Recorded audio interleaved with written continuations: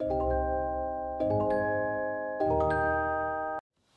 a concept on a podcast recently. It's a podcast called "What Would My Shrink Say," and they were talking about personal values and kind of defining them and how people use them and perhaps issues that even arise with them. And what was interesting about it to me was when I think of personal values, probably what comes to mind first are kind of moral type values. You know, honesty, integrity, loyalty, compassion, values, things that you think are important to be a good person.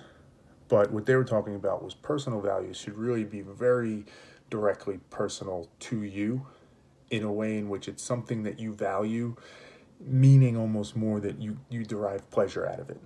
You derive benefit from it.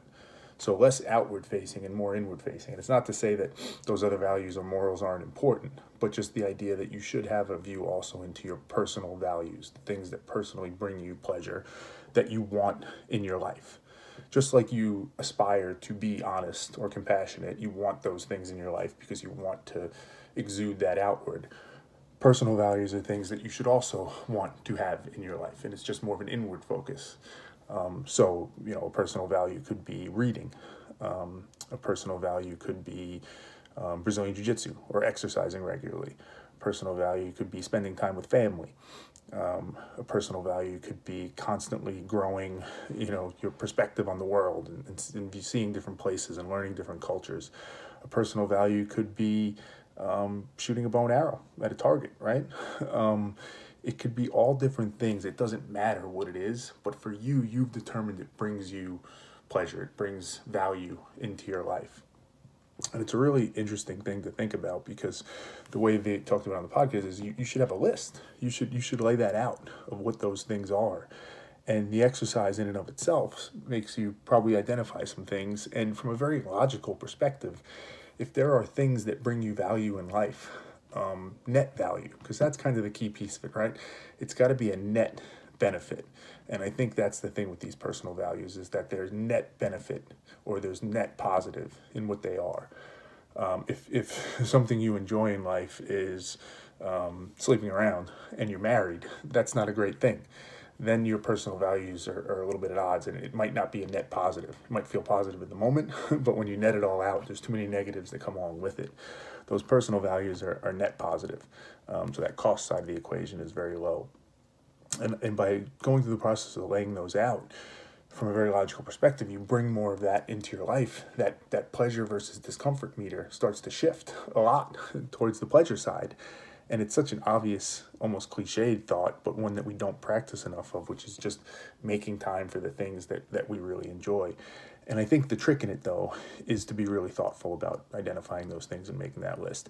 Making sure you're not picking things that are not net positive. Making sure you're not picking things that perhaps your subconscious is feeding you more on a short-term basis. Making sure that you have clarity in your thought when you identify it is the important piece. Because if you can find those things, those are the things that really can impact your life in the positive. And I guess I'll close with the way I think about what that should feel like, those personal values, what it should feel like.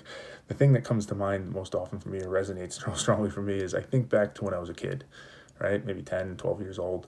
And you would wake up in the morning, one morning, early because you have school. And maybe you think you're late or you just get up and you're tired, but you have school, so you have to get up. And then before you even get out of bed, maybe 15 seconds after you wake up, you realize, hey, it's Saturday. I don't have school today. And you're able to just kind of melt back into the bed and go to sleep, totally guilt-free, right? You want to go back to sleep if it was a Monday morning and you had school. You would so badly want to be able to just blow it off, but you know you'd get in trouble or maybe you have a test you'd miss, whatever. So you can't, but you want it so bad. But on that Saturday morning moment, you get it. You get to fall back in bed and just get some more sleep and do the exact thing your subconscious wants in that moment. It's as if your subconscious and your conscious align and say, yes, we both have looked at this and we both want the same thing. That's the feeling. And I could feel it in me right now of like how comforting and good that is, that Saturday morning moment. So I think when you're thinking about personal values, that's what you want. You want those things where your conscious and your subconscious minds align. and it's that net positive thing that just brings kind of goodness and pleasure all around. All things considered, all things baked in. It's not selfish. It's not like you're hurting somebody else. It's not like you're spiting your family. It's not like you're bringing somebody else down to pick yourself up. It's just a net positive thing that you can maximize in your life and should maximize in your life.